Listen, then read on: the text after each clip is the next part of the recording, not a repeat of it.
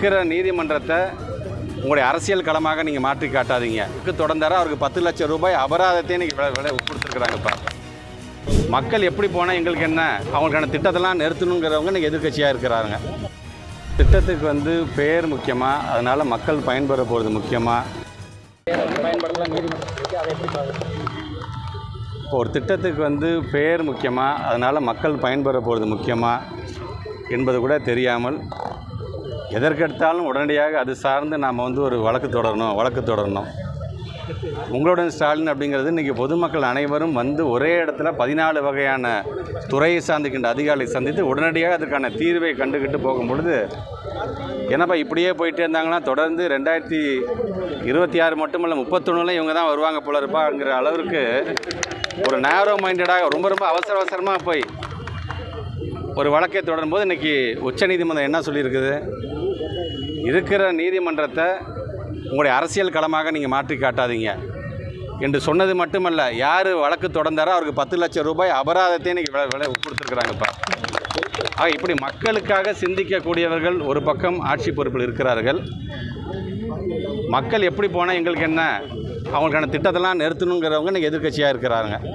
So இதைத்தான் இது உணர்த்துகிறது என்று நான் நினைக்கிறேன்.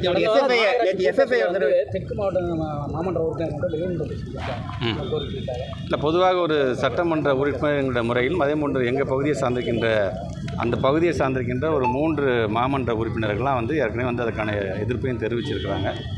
அவங்க சொல்கிறது இல்லை, கழிவுப் பொருட்கள்லாம் நம்ம மறுசுழற்சி செஞ்சு அதை செய்ய வேண்டும் சொல்லக்கூடிய அந்த திட்டம் நல்ல திட்டம் தான், நல்ல எண்ணத்தின் அடிப்படையில் தான்.